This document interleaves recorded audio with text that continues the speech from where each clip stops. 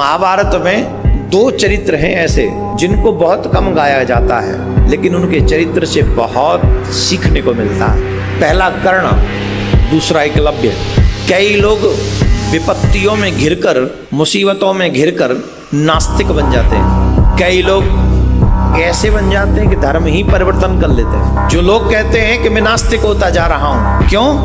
कि भगवान हमारी मदद ही नहीं करता। भगवान है कहाँ? है तो उसे हमारा दुख नहीं दिखता। तो आज मैं उसी प्रसंग को आपको बताना चाहता हूं। जब पता चला कि कर्ण, महाभारत का युद्ध होगा, तो महाभारत का युद्ध जब निश्चित होगा तो भगवान श्री कृष्ण ने सोचा एक योद्धा कौरवों की तरफ ऐसा है जिसे अगर पांडवों की तरफ ले लिया जाए तो पांडवों की विजय आज ही सुनिश्चित हो जाएगी। आज ही वो योद्धा आ जाए तो, और उस योद्धा का नाम था कर्ण। किसी और पर न ये जिम्मेदारी छोड़कर भगवान श्री कृष्ण कर्ण को समझाने के लिए स्वयं गए। और भगवान ये भी नहीं चाहते थे कि छोटे भाई के द्वारा, क्योंकि भगवान तो जानते ही थे किसका पुत्र है, इसलिए भगवान ये नहीं चाहते थे कि छोटे भाई के हाथ से ऐसा योद्धा मारा जाए। उससे बचने के लिए भी भगवान श्री कृष्ण कर्ण के पास में गए और कर्ण से कहा, कर्ण बहुत आदर करता था भगवान का, बहुत आदर करता था श्री कृष्ण का। तो कर्ण ने भगवान श्याम सुंदर को देखा, प्रणाम किया, आदर किया और कहा, हे माधव बताओ मैं आपकी क्या सेवा कर सकता हूँ। भगवान श्याम सुंदर ने कहा, कर्ण ये बात सुनिश्चित हो चुकी है कि युद्ध होगा, और मैं ये नहीं चाहता हूं कि तुम युद्ध अधर्म की पक्ष की ओर से करो। ये जगत जानता है कि दुर्योधन अधर्म के साथ युद्ध कर रहा है और पांडव धर्म के साथ युद्ध कर रहे हैं। पांडवों के साथ धर्म है, कौरवों के साथ अधर्म है। तुम जैसे महान योद्धा को अधर्म का साथ नहीं देना चाहिए, तुम जैसे योद्धा को, महारथी को धर्म का साथ देना चाहिए। कर्ण ने कहा, माधव आप मेरे यहाँ पधारे, आपका स्वागत है, परंतु एक बात बताइए, मुझे इस समाज ने दिया क्या है? जिस दुर्योधन को आप कह रहे हैं वो अधर्मी है, सच कहूं तो आज मेरे पास जो भी कुछ है वो दुर्योधन का ही दिया हुआ है। ये जो मान है, ये सम्मान है, ये जो राज्य है, मुझे सिर्फ दुर्योधन ने दिया है। मैं जानता हूं मैं राधेय नहीं हूं, लोग मुझे राधेय कहते हैं, पर मैं ये जानता हूं कि मेरा जन्म भी किसी क्षत्राणी के गर्भ से हुआ है। मैं ये जानता हूं कि मेरा जन्म भी किसी क्षत्राणी के गर्भ से हुआ है। मैं सूत पुत्र नहीं हूं, लेकिन मुझ जैसे बालक को जन्म लेते ही किसी माँ ने त्याग दिया, तो इसमें मेरा दोष है? मेरा क्या दोष है? मेरा क्या दोष है? वो तो उस माँ का दोष है जिसने मुझे जन्म दिया।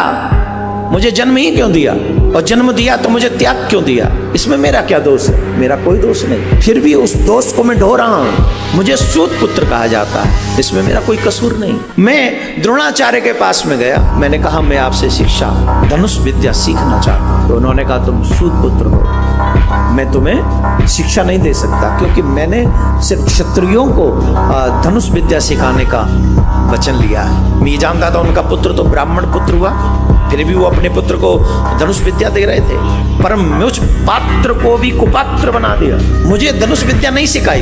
क्या ये मेरा दोष था कि मेरी माँ ने मुझे जन्म लेते ही फेंक दिया, छोड़ दिया, त्याग दिया? मुझे सूत पुत्र कहा गया। मेरे योग्य होने पर भी द्रोणाचार्य ने मुझे विद्या दान नहीं दिया, ये मेरा दोष है। इतना ही नहीं, कृष्ण मेरे गुरुदेव परशुराम भगवान, एक ने क्षत्रिय न होने की वजह से मुझे विद्या दान नहीं दिया, धनुष विद्या नहीं सिखाई, और दूसरे ने मुझे क्षत्रिय समझकर ये शाप दे दिया कि तुमने जो विद्या सीखी है ये तुम्हारे काम नहीं आएगी, तुम भूल जाओगे। एक ने क्षत्रिय न समझकर मुझे छोड़ दिया, एक ने क्षत्रिय समझकर मुझे शाप दे दिया, ये मेरा दोष है। मेरी माँ ने मेरा त्याग किया, ये तो मेरा दोष नहीं। इतना ही नहीं, एक गौ चराने वाले ग्वाले ने भी मुझे इसलिए शाप दे दिया क्योंकि मैं अनजाने में मेरे बाण से उसकी गाय मर गई। मेरा दोष नहीं था, मैंने जानबूझ के कुछ नहीं किया, फिर भी मुझे शाप सहन करना पड़ा। मैं जानता हूं कि दुर्योधन अधर्मी है, मैं जानता हूं कि वो जिद्दी है, मैं जानता हूं कि वो कुमार्ग पर जा रहा है। मैं द्रौपदी के स्वयंवर में उन सभी योद्धाओं से श्रेष्ठ था जो स्वयंवर में मौजूद थे।